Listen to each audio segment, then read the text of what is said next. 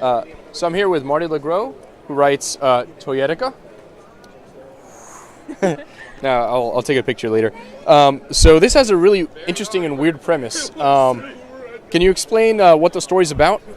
Well, it's basically about a group of tiny little 6-inch people called Biddles who live alongside humans. And humans didn't always treat them very well, but, we made amends, and now they get jobs modeling for human toys. So if Mattel or Hasbro wants to make a doll or an action figure for a human child, it has to be based on one of them. They have a very good union. So these characters go to school to learn to become more toyetic. They learn about props and themes and accessories and even plastics. So in the commercials where you see the toys moving around and then it says toy doesn't actually move, it would be in your world, it would be these guys moving around in the commercials. Yeah, they might accidentally do that, but no, I think in the commercial they'd come out and say, "My name is Unicorn, and I endorse this product." I think maybe they do promotional things, It's kind of like a tie between an NFL contract and a retirement package for them. You get a toy deal, you're set for life. And where'd you come up with the idea? Well, I just really like toys, and I recently had a little bit of experience designing toys and working in that sort of field, and I just thought it was so fascinating, like all the packaging that goes into all the marketing research and all that sort of thing, and I just thought it would just be an incredibly cute idea. And there seems to be kind of a little bit of an element of the fae or whatever. Are you into that type of stuff, like fairies and stuff at all, or no? Not really. Okay. I like to say that the Biddles are exactly like us. They're just much smaller. They have their own little restaurants. They have Mouse Burger. They have nice. all sorts of things. They have their own money. They have they go to big box stores where they buy like an entire box of Kleenex, store it in their basement. Like they're hoarding for the apocalypse, Right. They're just normal people. They just put on their tiny pants one leg at a time like anybody else. Just trying to get by. And what's the target age group for? I know we were talking before. You said anybody likes it. Adults are enjoying it the same way adults will enjoy SpongeBob or anything like that. But what audience are you writing for? Well, we have a rating at Action Lab. It goes from E all the way to mature, and ours is E, which means everyone. Okay. So, I had thought that this book was ages 8 to 12, but it seems that, like you said, there's a lot of adult fans. Like our marketing director. She really likes it. Well, that's a good person to like it, right? Oh, yeah. That means that, I'm always first in the queue. It's awesome. One of the other things you mentioned is a way that the fans can interact with you, something that is a little different from the way comics used to be, where they can kind of be featured in here. Can you talk about that a little bit? Yes. Since we have so many background characters at Darlington Academy and Mecha Tech, and you have to constantly come up with all these different characters and their different themes and aspirations of what kind of toy they want to be. Baltimore Comic-Con. Sheriff Ben is doing the signing over in the celebrity autograph area. I think that's my parole officer. I gotta wrap this up.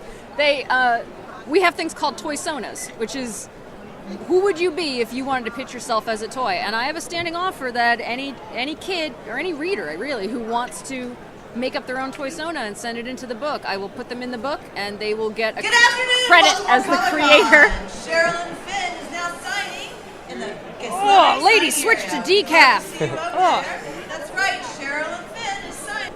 I'm glad that woman just woke up. I've been awake for 2 days. So anybody who makes up their own character and sends it in, they will get put in the book either as a background character, or some have actually become recurring characters, and they will get a credit, in the credits page that they're the designer of that person. That's pretty awesome. When you and I are reading comics, the most you could hope for is to end up in the letters page, but someone can actually end up in your book. That's really amazing. The letters page. Yes, someday. And how often do the graphic novels come out, and the monthlies, are they monthly, or do you have to pause in between months to catch up or anything like that? No, we've done up to issue 8, actually I believe up to issue 9 just as monthlies. Since we collect 4 issues per volume, and we've done volumes 1 and 2. Volume 3 is actually scheduled to be coming out in March, So we have a little bit of time, so we're just spacing out those last 4 issues just a little bit more because I'm also working on Miraculous and a bunch of other things. So that's a little bit spaced out, but that will also give us a little bit more time to develop a new project, which is that it's been picked up for an animation treatment. So I'm kind of like a little kid myself where I'm like, I love drawing my book. They're like, animation. I was like, oh, I hate drawing my book. Let's work on the cartoon. Yeah. I love cartoons. Those move. Yeah. No, I totally understand. And so one other question. Do you have a fixed story in mind, an ending, or would this go on forever, basically? No, I have a fixed ending in mind. I don't know how quickly we'll get there, but there is a sort of, ultimate kind of finale to it. It's not going to be one of those series where it just keeps running until people get tired of it. I always prefer a series that leaves you wanting a lot more, like Gravity Falls. We wanted so many more seasons of that, but it ended where it needed to end, and I appreciate that. So I kind of like to do the same with my own series. Yeah, I'll tell you, as a fan of comics in general, I do like series that tend to end, which is why, in general, I've kind of moved more of a fan away from the big 2 and towards the indie comics, because they tend to have a set amount of comics, maybe 5 years worth or so, and so there's real stakes. Like Spider-Man, Wolverine, they can't ever stay dead. I do enjoy Batman. I was just talking to Tom King before, but in his second volume, he has all the Robins joking about how they've been dead more than once. And so even the characters can't even take it seriously that they're dying, So I do appreciate when a writer can say, and I know why they can't, because those characters need to go on forever, but I do like when you can say, hey, there's going to be an end to this, and so things matter, People can go away or stop being friends or die or whatever it is, depending on your book and depending on what story you had for it, Yeah, I feel like it makes it so that you can't take the characters for granted. You can always take Batman for granted because he's never going to die. He's always going to come back in a new hat, doing something else. Yeah. But when you have a series that you really love and you're like, it shouldn't have ended so soon, and you'd kind of give anything to see one more season of it or one more book, you don't take it for granted. Yeah. And I really appreciate that. I feel like, you want to see more, but at the same time, you're really happy that it didn't go on forever and wear out its welcome. Yeah. I think that's always a great place to be, to have the fans saying, please more, and you can say, they love me.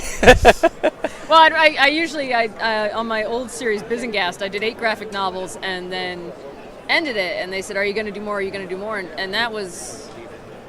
We stopped writing that 6 years ago, and they still ask, is there going to be more? Are you going to do another one? So I started doing a new online series called Stagtown. I said, this is a spiritual successor, but it's not the same thing. And they're like, close enough. Close enough. It's fine. It's horror. Cool. Well, thanks for talking to me. Thanks for taking the time. Thank you so much for coming by, man. Thank you.